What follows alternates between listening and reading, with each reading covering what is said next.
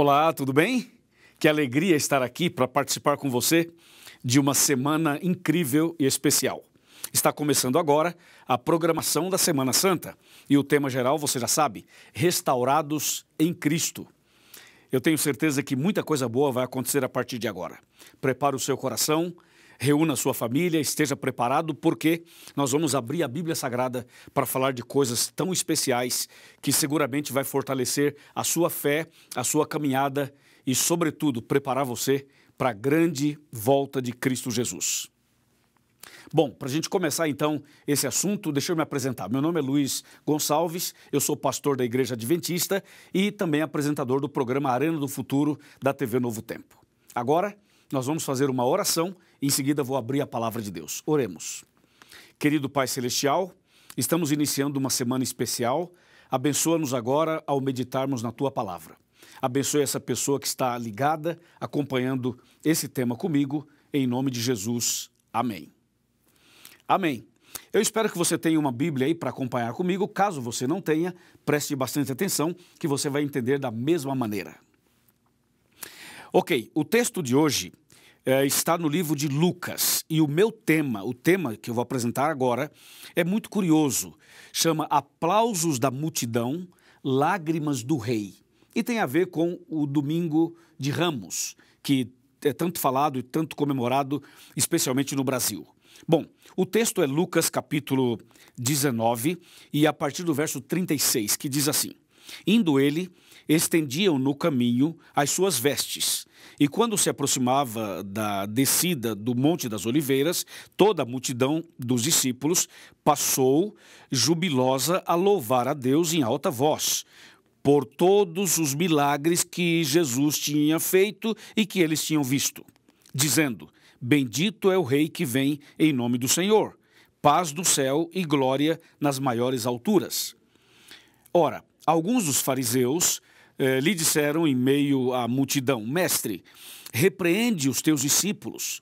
Mas ele lhes respondeu: Asseguro-vos que se eles calarem, as próprias pedras clamarão. Uau! Que texto impressionante, né? Você já leu esse texto alguma vez? Já analisou o que ele quer dizer? Muita coisa nós podemos aprender nesse texto, nessa meditação.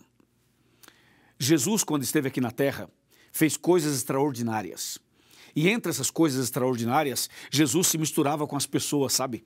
Jesus ia onde as pessoas estavam. E, de forma muito especial, Jesus dava atenção para aquelas pessoas que ficavam à margem da sociedade, que eram rejeitadas, eram humilhadas, eram enfermas, muitas vezes. E Jesus estava sempre com elas.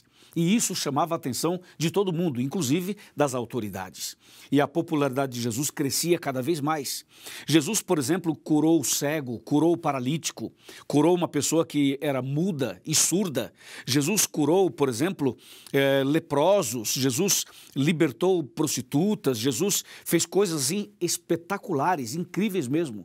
Quando a gente lê os 35 milagres que ele fez, registrados na Bíblia, a gente fica impressionado como Jesus fez tanta coisa em favor das pessoas.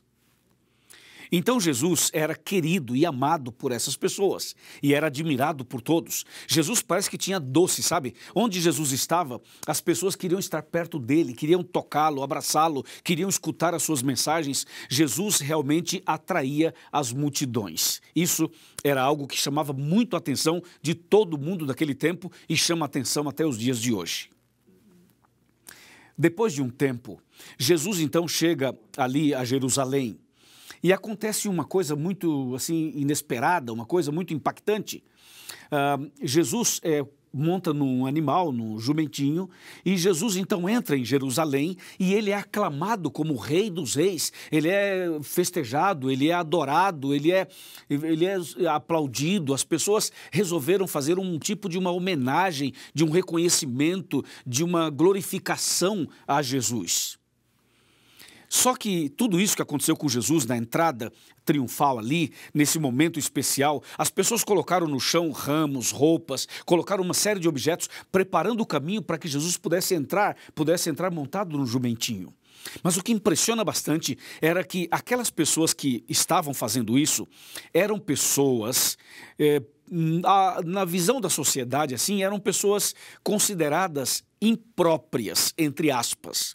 Porque normalmente, quando um rei é homenageado, quando uma pessoa famosa é reconhecida, acontece uma cerimônia assim com mais pompa, né? Com carros, com aviões, com desfiles, com roupas uniformizadas, ou seja, uma coisa diferenciada. Mas nesse caso aqui, não. Nesse caso aqui, Jesus, quando ele faz a entrada triunfal em Jerusalém, acontece que as pessoas que estavam ali, os seus discípulos, seus admiradores, seus seguidores, eram pessoas assim. Ali tinha um ex-cego, uma ex-prostituta, ali tinha um ex-mudo, ali tinha um ex-paralítico. Ali no meio daquelas pessoas, haviam pessoas assim, por exemplo, uma viúva, uma pessoa que foi tocada, que foi abençoada, que foi curada, que foi ressuscitada. Ou seja, tinha pessoas ali com histórias impressionantes que Jesus atendeu, que Jesus abençoou, que Jesus mudou a vida delas, mudou a história delas. E elas estavam ali reconhecendo a Jesus e demonstrando todo o carinho, amor e louvor que Jesus merecia. Você sabe que nós temos que louvar a Deus sempre, porque Deus é maravilhoso conosco, não é mesmo? Deus tem sido maravilhoso com você, não tem? Comigo tem sido muito maravilhoso e eu tenho muitos motivos para louvar o meu Deus, para homenageá-lo, para cantar louvores a Ele, para dizer que Ele é o Rei dos Reis, Hosana ao Filho de Davi. Eu tenho motivos de sobra para louvar o meu Deus. Eu tenho certeza que você também. Todos os dias Deus nos abençoa. Todos os dias Deus abençoa a sua vida, a sua família, a sua casa, a sua saúde, a sua vida espiritual, não é mesmo? Mas atenção, existem pessoas que passavam por situações muito difíceis e que Jesus curou essas pessoas, transformou essas pessoas, libertou essas pessoas. E nesse caso da história aqui, registrada em Lucas, estas pessoas curadas e libertas eram as pessoas que tinham maior gratidão no coração e que louvavam e exaltavam a Jesus naquela entrada triunfal em Jerusalém. Mas aconteceu algo paralelo. Enquanto Jesus era homenageado, era exaltado, era louvado, era reconhecido pela multidão, a Bíblia registra que Jesus chorou. Mas como assim Jesus chorou? Ele não estava sendo adorado? Sim, estava. Não estava sendo homenageado? Claro que sim. E por que ele chorou? Se você continuar lendo Lucas 19, você vai perceber que Jesus olhou para Jerusalém e chorou. E disse: Jerusalém, Jerusalém, que matas os profetas e aqueles que te são enviados. Mas como Jesus tem uma entrada triunfal tão bonita, tão emocionante, e de repente o rei homenageado, ele começa a derramar lágrimas, olhando para Jerusalém. Por que será? Bom, na verdade Jesus chorou olhando para Jerusalém, porque Jesus viu a incredulidade daquelas pessoas. Ou seja, ali naquela festa, naquela entrada triunfal, tinha um ex-paralítico. Mas em Jerusalém haviam paralíticos espirituais.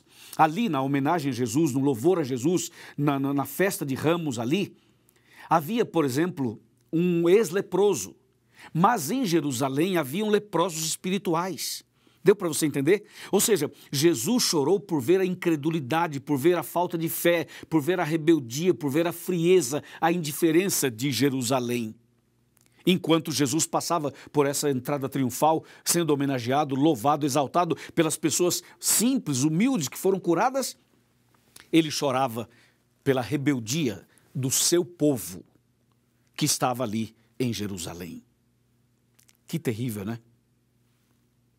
Muitas vezes nós somos indiferentes e muitas vezes nós estamos na igreja, mas falta, sabe, aquela conversão genuína, falta aquela mudança de vida verdadeira, falta aquela sinceridade, falta aquela comunhão mais profunda e mais sincera. Existem pessoas que são muito sinceras, são pessoas que realmente levam os princípios exatamente como devem levar, mas outras pessoas, elas têm uma aparência de cristãs quando na realidade elas não são. Então isso deixa Jesus triste, foi o que levou Jesus a chorar diante de Jerusalém. Mas você vê que tinha duas situações. A primeira situação mostrava claramente os aplausos da multidão para Jesus enquanto ele entrava em Jerusalém. E por outro lado, as lágrimas do rei. Sabe que um dia Jesus vai voltar nas nuvens dos céus e vai ter um grupo de pessoas preparadas e essas pessoas serão levadas para os céus e essas pessoas serão a alegria de Jesus, será um momento maravilhoso para Jesus, porque é como se fosse o resultado incrível do seu sacrifício na cruz, tá certo? Ali realmente as pessoas salvas representam o resultado e a vitória do sacrifício na cruz. Mas por outro lado, muitas pessoas vão perder a salvação. Muitas pessoas vão ser destruídas porque rejeitaram Jesus. Porque simplesmente fizeram o que aconteceu lá em Jerusalém. As pessoas eram indiferentes e frias. Aliás, você sabe que rejeitar Jesus, não reconhecer Jesus como Salvador, não reconhecer Jesus como Rei dos Reis, não louvar a Jesus, não adorar a Jesus, esse é o motivo das tragédias. Esse é o motivo do problema que o mundo inteiro está passando. Ou seja, as pessoas são transgressoras, as pessoas não buscam a Deus, não se relacionam com Ele, não têm comunhão com Ele. Se você ler Isaías 24, de 4 a 6, vai perceber exatamente isso que eu estou falando agora para você. Entendeu? Então Jerusalém estava nesse contexto de rebeldia. Inclusive, Jerusalém foi destruída depois. Foi invadida depois e foi destruída justamente por essa rebeldia. Aliás, a Bíblia diz que Jesus veio para os seus e os seus não receberam. Jesus veio para o seu povo, mas o seu povo o rejeitou. Se você continuar lendo essa história, vai ver que Jesus, ele chegou no templo e Jesus teve que expulsar os cambistas do templo. Então Jesus, por um lado, foi homenageado, foi exaltado, foi adorado, foi reconhecido pelas pessoas curadas por ele, mas por outro lado você vê uma situação de hipocrisia, de frieza, de indiferença, de rebeldia, de transgressão, de pecado, inclusive praticados por pessoas que estavam na igreja, estavam no templo, por pessoas religiosas. Isso é muito grave. Deixa eu falar uma coisa para você muito importante. Uma coisa que vai chamar bastante a nossa atenção nesse assunto, sabe o que é? É que esse mesmo Jesus, que curou pessoas, que abençoou pessoas, que foi até o Calvário, que morreu naquela cruz, que ressuscitou, que voltou para o céu, que intercede por nós. Esse é o mesmo Jesus que vai voltar em breve. É preciso reconhecer Jesus como o Rei dos Reis e Senhor dos Senhores. É preciso aceitar Jesus como Salvador. É preciso reconhecer as bênçãos dele na sua e na minha vida. É preciso fazer o que essas pessoas fizeram quando Jesus entrou em Jerusalém, a entrada triunfal ali. É preciso que nós façamos isso todos os dias, que adoremos a Jesus todos os dias. Porque tem um outro detalhe aqui que aconteceu que eu queria falar para você. Sabe o que foi? Foi o seguinte: algumas dessas pessoas que exaltaram Jesus na entrada triunfal, algumas dessas pessoas que aplaudiram Jesus e valorizaram Jesus como o Rei dos Reis, entrando em Jerusalém, algumas dessas pessoas também estavam no meio da multidão que, com o punho cerrado, gritaram: crucifica-o, crucifica-o. O que eu quero dizer com isso é que nem todo mundo que está na igreja vai ser salvo. Nem todo mundo que tem uma Bíblia na mão vai para o céu. Nem todo mundo que um dia aceitou Jesus vai ser salvo. Porque não basta você aceitar Jesus, é preciso que você permaneça em Cristo. Não basta que você frequente uma igreja, você precisa ter uma vida de comunhão com Ele, adorá-lo todos os dias e reconhecê-lo todos os dias. Aquele que anda com Jesus e reconhece Jesus como Senhor, como Salvador, que aceita na vida Jesus como Senhor e Salvador, aquele que tem uma vida de louvor a Deus, que anda com Deus, essa pessoa vai reconhecer Jesus quando ele voltar nas nuvens dos céus. Vai reconhecer Jesus como nosso Salvador naquele dia e essa pessoa vai para o céu com ele. Amém? Você entendeu? Jesus deseja restaurar você, deseja restaurar no seu coração esse princípio de reconhecimento, de adoração, de comunhão com Ele.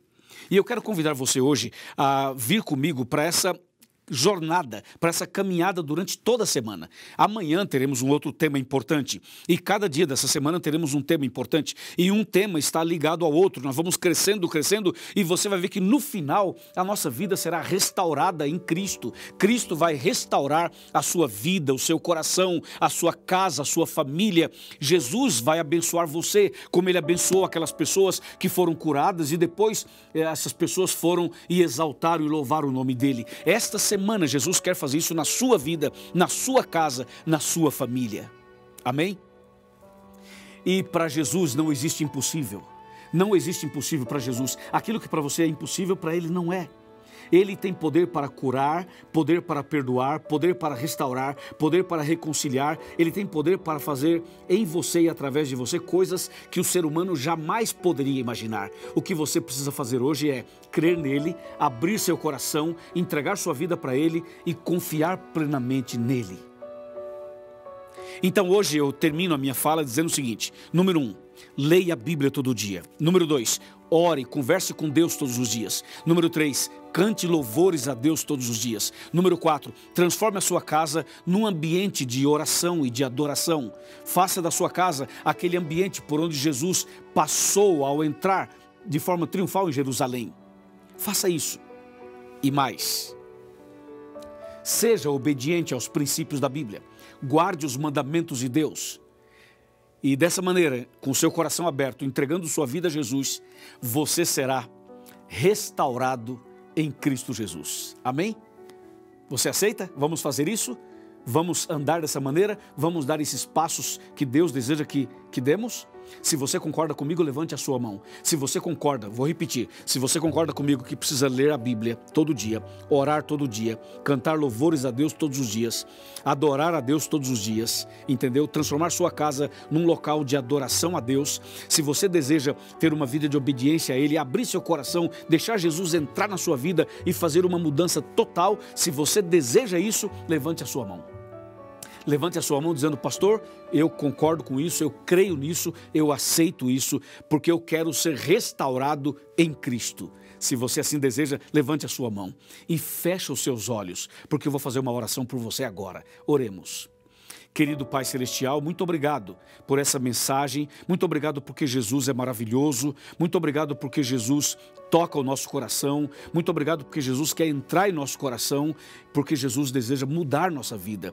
E nesse momento, Senhor, eu venho em nome de Jesus pedir uma bênção para essa pessoa que ora comigo, para esse homem, essa mulher, esse casal, esse jovem, essa família. Senhor, traga a tua bênção para as pessoas que estão sofrendo, que estão enfermas, que estão internadas, que estão entubadas, que estão precisando agora de um conforto, de um consolo, de um toque especial do Senhor. Meu Deus, eu como pastor, em nome de Jesus, eu te suplico, abençoa esta pessoa agora e aceita a decisão dela a partir de hoje e para sempre, em nome de Jesus. Amém.